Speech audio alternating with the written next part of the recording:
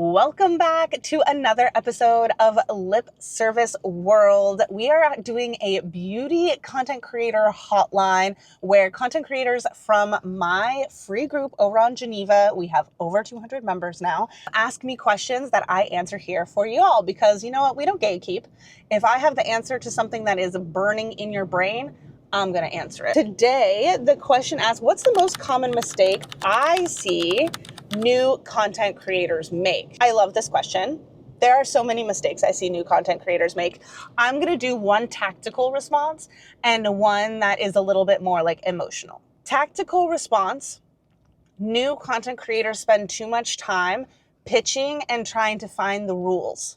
This person said, don't post 2 times a day. This person said, make sure you engage 5 minutes before, 5 minutes after, and then 30 minutes later. This person says, I can only post at 8 p.m. Eastern Standard Time if I want to see success. This person says I have to go live 5 times a week if I want to be successful. Stop. The tactical thing to do here is to wipe out all of the noise and to just find how to show up consistently. Find your style as a content creator and find your why. Those are the early things you absolutely have to do. Stop listening to so many gurus and coaches.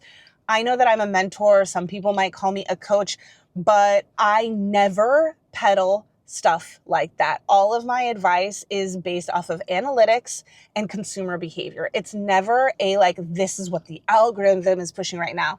Don't pander. Do not pander to the algorithm. You'll never win. So that's the number one tactical mistake I see new creators do, is they're listening to way too many resources and they're so in their head that nothing happens. And the second most common mistake I see, or this is also maybe neck and neck for one, but this is on the more emotional, mental side.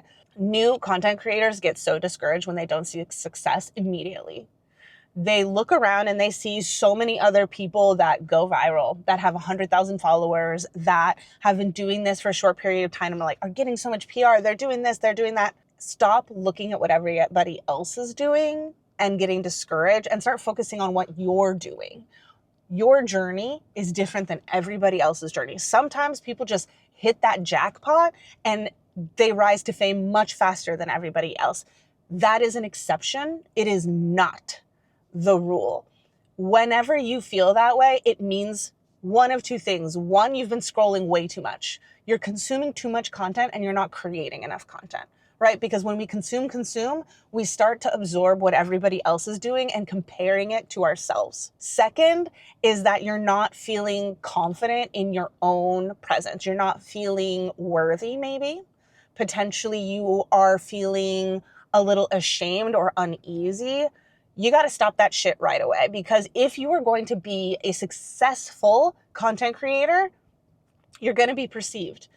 People might hate comment you. People that you know might not support you, but you have to know that you are on this journey for you. You're on this journey for you. You're not on this journey to make $1 billion. You're not on this journey to get all the free stuff.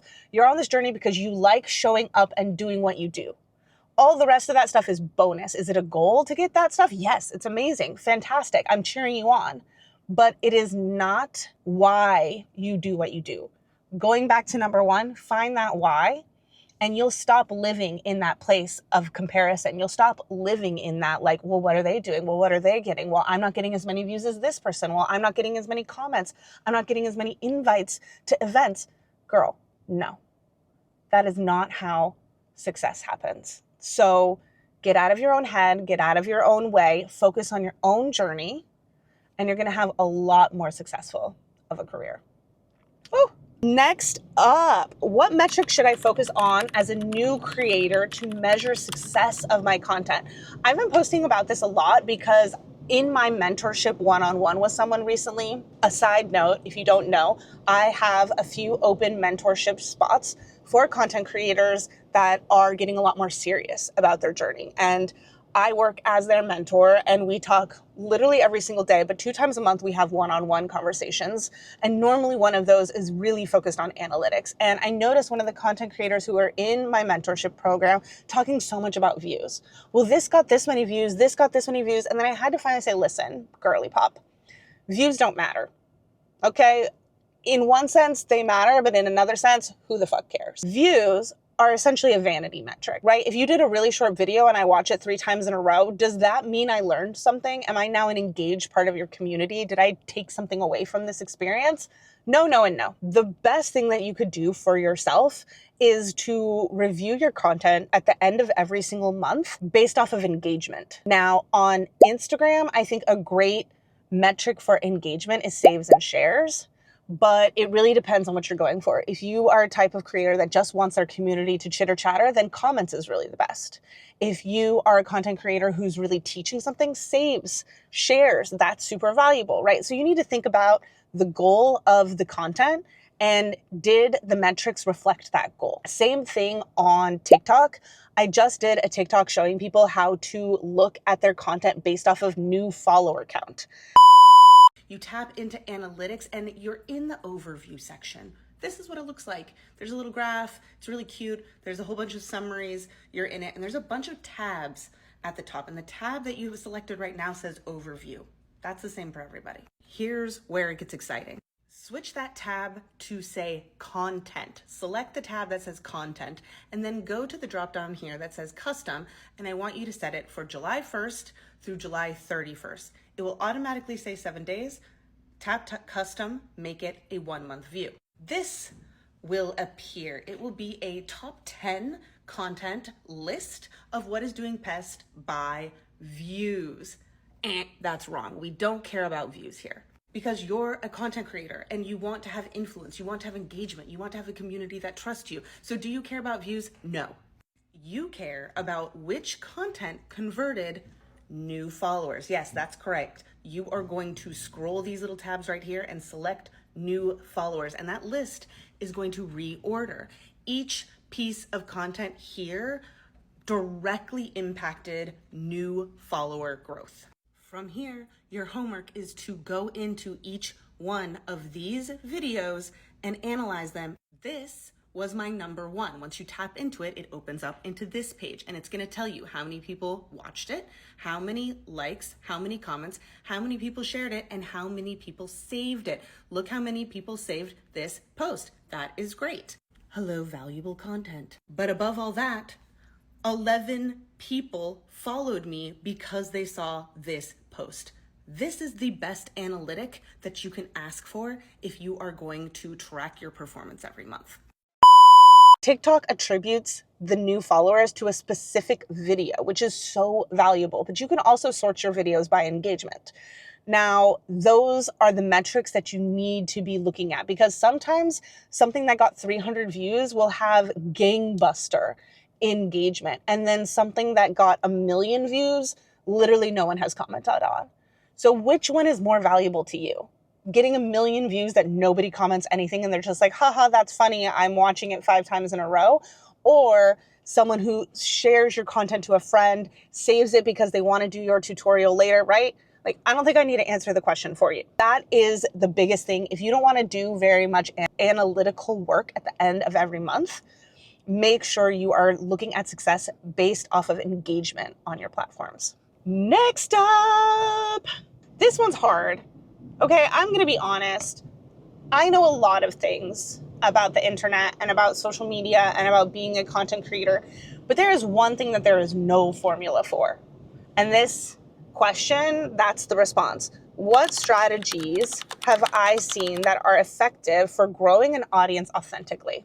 There's no formula, I gotta say. It is a test and check method, which is why I'm always bullying people essentially into hitting post, into trying new things, into posting more faster, because the only way to grow organically is to post a lot of content, analyze that content, see what works, see what people liked, and try to stay within that lane and like niche down a little bit more, right? That is what I think is most successful. Now, outside of that, I think showing up on Instagram stories really frequently, very highly engaged and in a very personal way is a great way to continue to grow organically, because likely your audience that you have right now is going to recommend you to somebody else. I just think that the best tool that you can do is Instagram stories when it comes to a very authentically engaged community.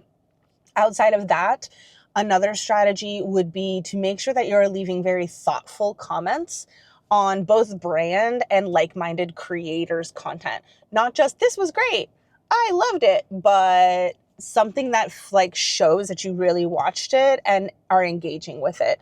Make sure that you're using Instagram and TikTok like a user, not just a creator. Don't create some sort of algorithmic like formula for the amount of time and energy you need to put into engaging every single day. Use it like it's meant to be used. Engage with people like you are an audience member, like you want to be engaged with. A lot of times brands and other creators see that and they want to come to you and follow you as well. And that is authentic love right there. That's the best that I can say. When something pops off and everybody latches onto it and they see like thousands of new followers all at once, there is no formula for that. I hate to tell you this because there's so many people on TikTok who truly, I wish I could wipe them all out on the platform, who come on and say like, this is the formula for going viral and gaining 50,000 new followers. I grew my account from 1 to 100,000 in 60 days. Here's how you do it. No. If you want an actual community, and especially in the beauty industry, not this false, I just used all these viral transitions, these viral music, and that's how I got, like, don't play into the easy route. All right. That's definitely one strategy. Don't play into the easy route. Show up consistently and as much as you possibly can. Analyze the content that has performed well based off of engagement. Be in your Instagram stories authentically, regularly, and make sure that you are a valuable audience member for other accounts that you follow. That's my breakdown. I hope I summarized that well for you. That is my best advice for growing your audience more authentically. I can't speak to how fast it will grow, but that's how I've done it. And I'm not a millionaire yet, but I really like my community. So that says something, I think. Okay, last but certainly not least, the final question that we are going to answer is, I want to do a live with a brand. How do you go about something like this? How do you even charge for this? Great question. Recently, I was quoted in Beauty Independent about the future of TikTok Shop for the beauty industry. And I did, no surprise, a very long quote about what I thought the future of this industry was. But one thing I said specifically was that I see the future as more deals between content creators going live on brand channels. On the brand side of things, and I'm very lucky because I get to see this every day in, day out, when you sign up for TikTok Shop and you get all onboarded, TikTok really pushes you to go live a lot. What most people don't realize is that most brands don't have a great personality to go live, right? Even if you have a brand founder, a lot of times they're probably too busy to be hosting a live. You know, I think Maureen Kelly goes on the Tarte lives sometimes, but like, could she be the face and host of every single live? Like, no, you have to hire people, just like QVC. You have to hire hosts that both are entertaining, can talk live, are knowledgeable and educated about the product, and generally just like want to do it. This is a great role for content creators. My God, is this a great role for content creators, especially ones who have really good personalities and are used to going live already. So if you want to approach a brand like this, number one, and this is the same for every pitching scenario that I mention, you need to be on their radar somehow already, right? On the PR list, invited to an event, etc. From there, you have a much better chance. I'm not saying you can't cold pitch somebody, you can. It's not my preferred method for people. Once you're on the PR list, once you have an email contact, once you have a DM thread going, you've opened the door to being able to pitch more authentically. From there, I think that you need to have downloaded and show a good history of yourself going live using TikTok Shop, right? So go live while selling something, while doing your routine. Just show that you have a history of being able to do this type of work. Ideally, some analytics as well, but at the very least, 2 or 3 examples at the end of your live that you've downloaded and you saved with a bit of analytical, like this is how many people view, blah, blah, blah. Then you're just going to pitch them, I would love to host a TikTok shopping live on your behalf. I think that this is a very valuable piece of content. Maybe offer, this is debatable, that people might yell at me, maybe offer to do the first one free and only charge commission on whatever you sell. That could be a very good, okay, we're willing to try it. Past that, I would say an hourly rate likely makes the most sense, or an hourly plus commission. If your hourly rate is $150 or $200 or $300, then you'd say, for a 2-hour live, it's $300 an hour, plus I'd like a percentage of the commission of everything I sell. I think that's a good negotiating point. When you go in for the first pitch, don't lead with that, right? We want to lead with getting a yes first. You don't have to say anything about money. Let's see if they want to have this type of deal first. Then if they're interested, propose the flat fee plus commission, or I'll waive the fee the first time around. Always make it clear that you're only waiving it one time. I'll waive the fee the first time around, and if you could pay me a percentage of the commission, I'd be willing to do that as a first-time partnership test. I love when creators are flexible. Anything that makes it easy to say yes the first time and get you through the door without feeling like you're being taken advantage of. I often recommend creators do stuff for a lower rate or free or negotiated rate down. And it's not because I don't value creators. I do so deeply. It's because I want them to get their foot through the door, because I know once you perform, once you deliver, brands are 10 times more likely to hire you for other types of jobs, and you just build that consistency and you can then level up the fees and pay structure. I just want you to get the foot through the door and dazzle them. Razzle dazzle them, all right? So there you have it. So many good questions on this week's Lip Service Content Creator Hotline. Thank you for joining me. If you are not already a subscriber to the YouTube channel, please subscribe. I am here every week helping the beauty industry show up online more effectively, and I would love to help you show up online more effectively. So make sure to subscribe and find us on Instagram, TikTok, LinkedIn.